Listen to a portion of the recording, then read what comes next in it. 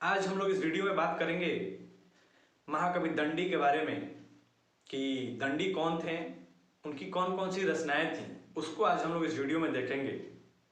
तो मैंने पहले भी कहा है कि संस्कृत के लगभग जितने भी कवि हुए हैं उनके बारे में जो जानकारियां हमें उपलब्ध हैं उसमें विवाद है, वो आज भी विवादित है। ठीक उसी प्रकार दंडी के विषय में जो जानकारियां उपलब्ध है उसमें विवाद है। आज से कई वर्ष पहले जो जानकारियां हमें उपलब्ध थीं वही जानकारियां आज भी हमारे हाथ में उपलब्ध हैं।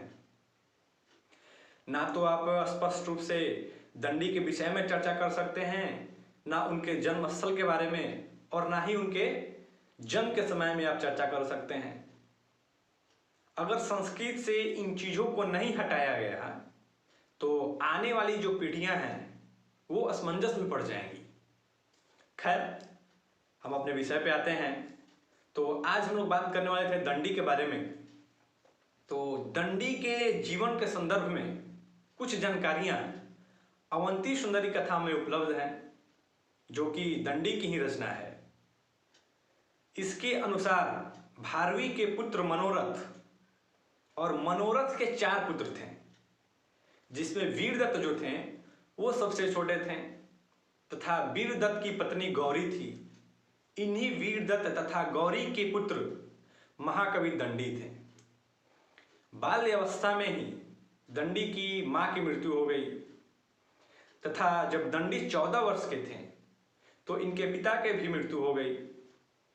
महाकवि दंडी का जो जन्म का समय है वो कुछ विद्वान 7वीं सदी के उत्तरार्ध तथा 8वीं सदी के प्रारंभ मानते हैं, तथा कुछ विद्वान जो है इनके जन्म का समय 550 ईस्वी से 650 ईस्वी के मध्य मानते हैं।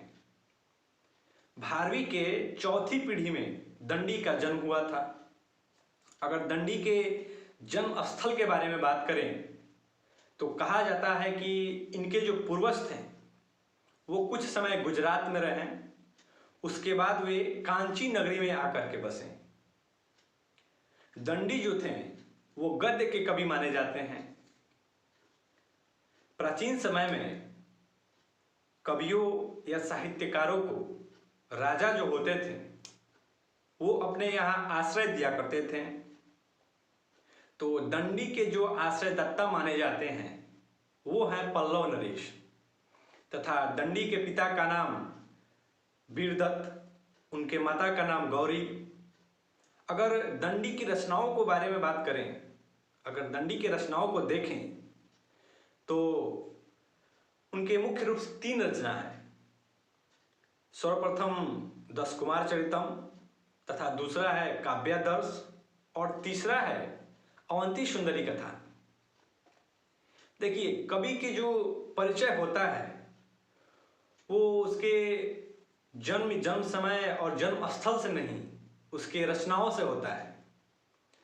तो अगले वीडियो में हम लोग बात करेंगे दंडी की जो ये 3 रचनाएं हैं, विस्तार से हम लोग बात करेंगे उन रचनाओं के बारे में कि उन रचनाओं में क्या है, उसको हम लोग अगले वीडियो में देखेंगे।